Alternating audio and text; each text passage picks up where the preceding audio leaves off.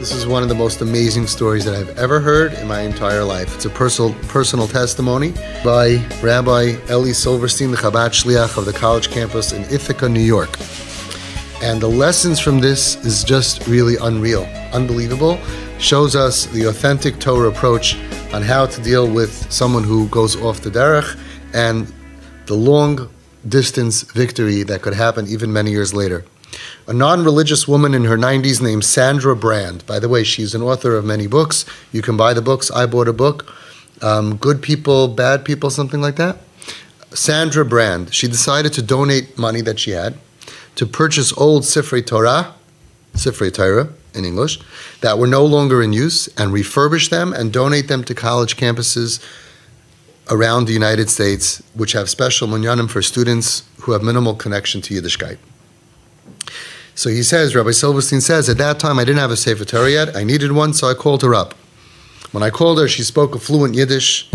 And when I asked how she had such a flasik Galiciana Yiddish, she surprised me by telling me that she was from a town in Galicia.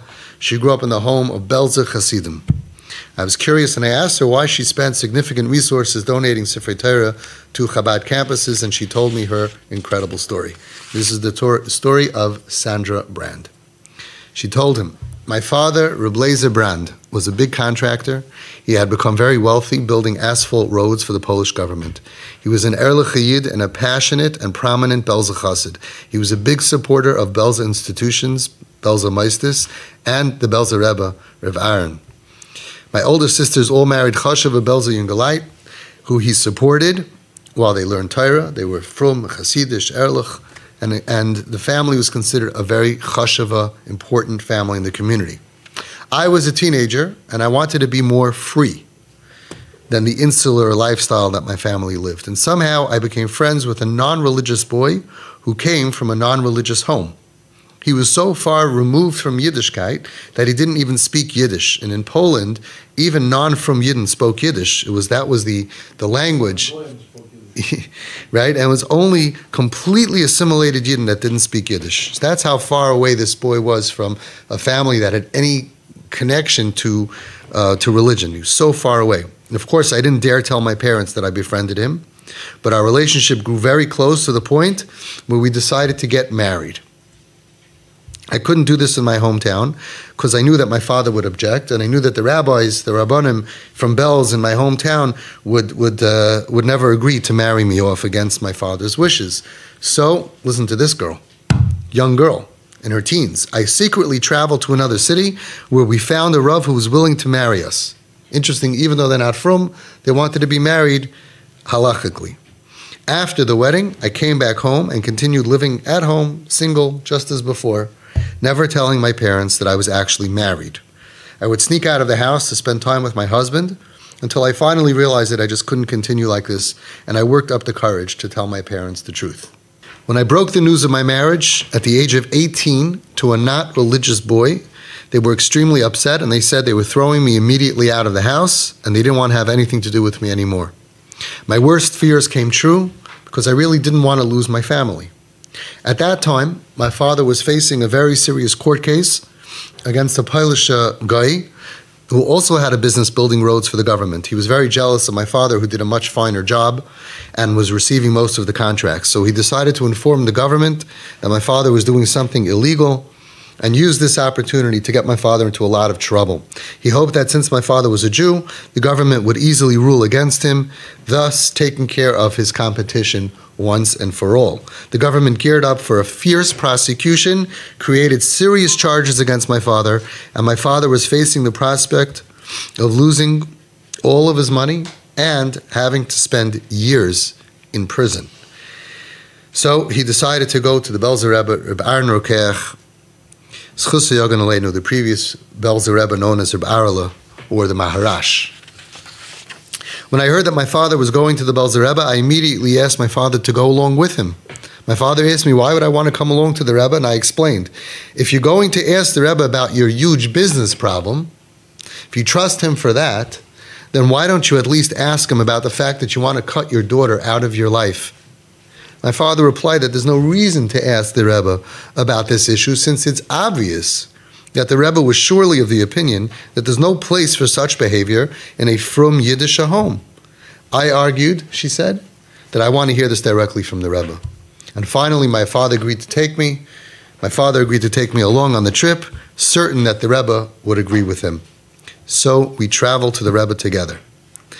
First, my father discussed his troubles with the Goyish competitor, and he told him the whole story of the impending court case and the fear and the anxiety of losing all his money and being thrown in jail. This is very interesting. The Rebbe closed his eyes and put his head down for a few moments. And then he advised my father what to do. He advised my father to offer the troublemaker a shutfis, a partnership, in exchange for dropping all the charges, and they'll be 50-50. My father was shocked at the idea of partnering with this guy who was his enemy, who didn't do a good job, didn't know how to run a business, and now he would have to give half his income away to this guy. The Rebbe responded, Halb is besser wie gunisht. Half is better than nothing. Parenthetically, this plan actually ended up working very good. The guy agreed to the idea. He dropped the charges. He became my father's partner. And she says, my father received many more contracts of people who didn't want to do business with a Jew, but now they saw the Polish name on the stationery as a partner, so they got a lot more business from people who discriminated against the Yidden, and they ended up getting a lot more contracts. My father did the work much better, and half of the profits that my father got was a lot more than he even made in the past. So this was great advice from Rav Ahron of Belz Rebbe. Then my father told the Rebbe the story about me, his daughter who slipped away from Yiddishkeit, went off the derech, secretly married an irreligious boy, God forbid, and how he wanted to throw me out of his life.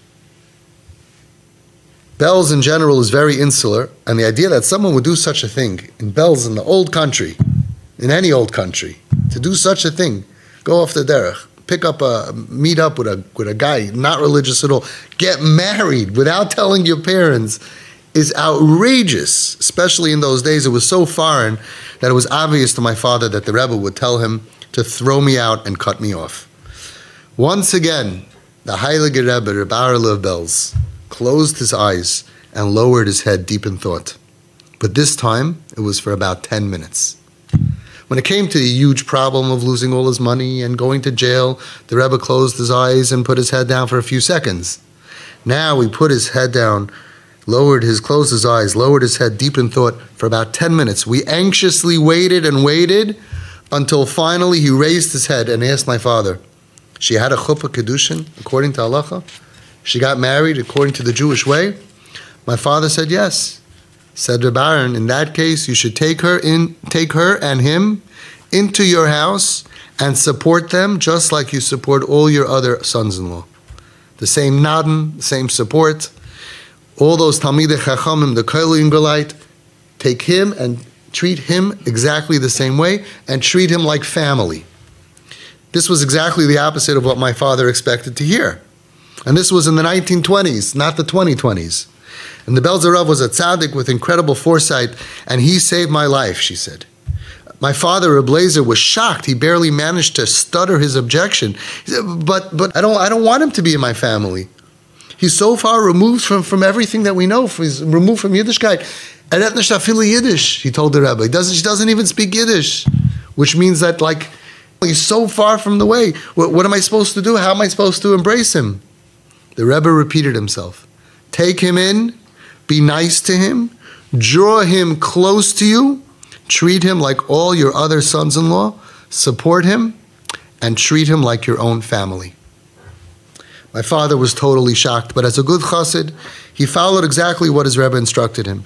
He invited this young man, who he never met, into his house, his son-in-law. It was hard for him, but he did it, and he supported us and treated us like all of his other children. I had my family back, due to the advice of the Belz Rebbe, Rav Ahron. After this, the war broke out.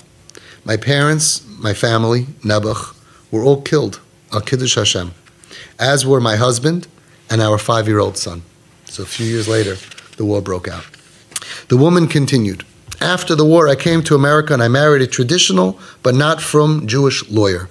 I once came to Eretz Yisrael, and I went to visit the Belz Rebbe, and as soon as I walked in, he immediately recognized me, and he said, Reb Leizer Brand's Tochter, Reb Leizer Brand's daughter. He recognized her right away from before the war. She was not religious. He spoke to me very warmly about his memories of my father, who was killed by the Nazis. I was so touched by his warmth directed at me, in spite of my non-conformance to a religious lifestyle. He treated me like I was one of them. So first, Rav Ahron of Belz told the father, you treat her and whoever she's connected to like family. And now after her family was killed, he again treated her like family, even though he was very religious and she was not.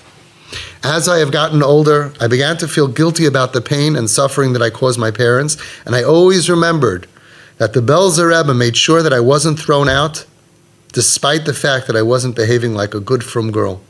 So I decided that I will do everything that I can to help those who are helpful to other Jews who are not behaving properly as well. I was fortunate to make a lot of money, and even though I am very old, I still travel around to find good Yidden who love those who are not frum unconditionally and bring them closer to Judaism with love and warmth. That is where I want my money to go. Which means even though she was not religious, she wanted to support Maistis like Chabad and like other places that would make people want to be frum. She wasn't anti-frum. Why not? Because her father and mother and family didn't reject her. So they didn't create an enemy. Reb Ahron didn't reject her. They brought her in. So even though she didn't have the schus, the merit to live the lifestyle that she really believed in deep down, but she was okay to support those who are being Makarev and help them be Makarev other Jews who are far away. So I donate Sifrei Torah specifically to these places where Yiddishkeit is sparse, and I have the names of my parents embroidered onto the mantle, onto the cover of each Sefer Torah. Each Sefer Torah, in their memory. Amazing story, but the story doesn't end here. Over the years, says the Chabad Shliach, I kept in touch with her just to see how she was doing, and I even went to visit her. When she was 96 years old, I was sitting with her on one of my visits, and I took the opportunity, since I was very close to her all these years, to say something very daring. I told her, Sandra, it's certainly so nice that you're assisting outreach centers by donating Sifrei Torah in your parents' memory and helping unaffiliated Jews work their way back to their roots. But I'm sure that your parents in Gan Eden would be overjoyed if they would see you also come back in a significant way to Yiddishkeit. So while it's nice to do for others, perhaps you should do something for yourself. And he was only able to do this because he was so close to her. She responded positively. This is a shock. And she said, sure, I would love to. But what should I start? How do I start? So I told her, the Chabad Shliach says, I told her, start with just one easy thing.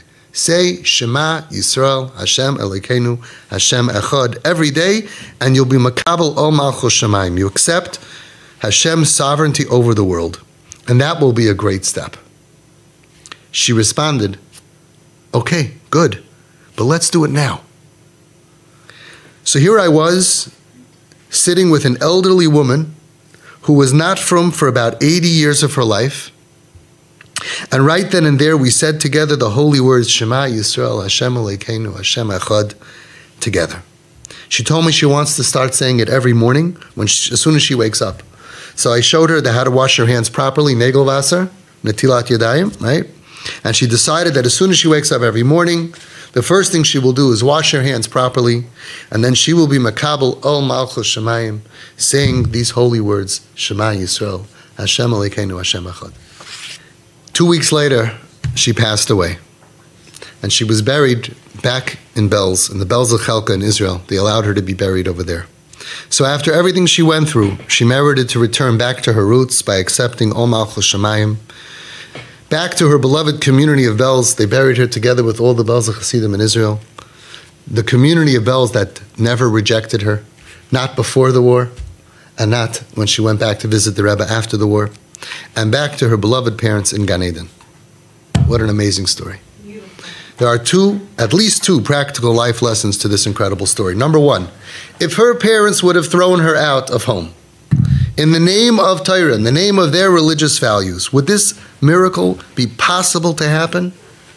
Imagine they would have thrown her out, and then if she would have been who knows what, and then a few years later they would have been killed in the Holocaust, she would have been, it never would have happened. Her tshuva was me'ahava, from their love and their acceptance, that they fully supported her in spite of the fact that she was not behaving the way that they wanted her to. That's why this miracle happened. Her parents, her family, they all had to listen to the Rebbe, her community, and directly, since it was directly from the top representing Hashem, the leaders of the community, when they reject, to the kids, it's God's rejecting me. The Torah is rejecting me. The leaders are like Moshe Rabbeinu. Over here, the leader of her life, of her family's life, her Torah leader was the Belz Rebbe. And he was the one who gave clear direction, fully support them, regardless of their behavior, just like all the other boys, the other son-in-laws. So we see that even though it took a lot of time, and they did not merit to see her return in their lifetime, but this is the authentic Torah approach to dealing with this kind of painful situation.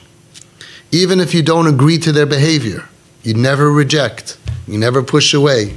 You completely support and envelop them with your love and your warmth and your acceptance.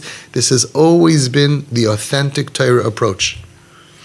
Number two, while we want our children to merit living a frum life of Torah and mitzvahs, we must remember that the main thing is that we want them to end up in Gan Eden for eternity. However long we live is a tiny blip compared to eternity. So we have a beautiful religion that allows someone to become a Baal Tshuva even 2 weeks before they die, even at the last moments of their life. To be Makabel al Malchus Shamayim, to say, I accept that you run the world, to say, I'm sorry to Hashem. And then Hashem appreciates when those who are far away return to Him, and you do Tshuva Me'ahava, all the Averis become mitzvahs. So as long as the candle burns, there is always hope. The main job, the main thing for parents to do, and the family, and the community, is to make sure that the memory that they have of us is going to be the memory of love and acceptance and support with no rejection, to make sure that when they think of us in 50 years, in 60 years, in 80 years from now, that the memory that they have of their parents and their family and their community will warm their heart to allow them to come back whenever it's possible for them. Undoubtedly, cannot even think differently. It's without a doubt that it is the admiration that Sandra felt for her parents, who agreed to support her financially and emotionally, even though she caused them so much pain, anguish, grief, embarrassment, and her community that never abandoned her even after she abandoned their religious values, and her holy leader who stood up for her and taught the family and showered her with unconditional acceptance. That is what encouraged her to take proactive steps to help those spreading the light of Yiddishkeit during her life, and ultimately saved her eternal afterlife. As Reb Shamshon Hirsch says, Rak mashmois hanoivas miregesh kavod klapei hamatzova, toil gam berichuk makoim min hamatzova. Only compliance, when your children listen and they comply, only compliance that emanates, that is naivas, that emanates from the warm feelings of admiration towards the authority, toil gam berichuk makoim min hamatzova, will help to influence the child even when they are far away from the person commanding them, who wants them to behave a certain way. Even kasher bein hayeled umechanchoy yafridu yomim ve'aratzos yafridu hakever v'chayei ad. Even when you're separated by time, by space, and even by life and death. That is our goal. That the memory that our children should have of us, of their uncles, their aunts, their grandparents, the rabbis, the community, should warm their hearts. The memory that they have of us needs to be, we love you, we're here for you, we support you, we don't reject you, no matter how they behave. This is authentic Torah parenting.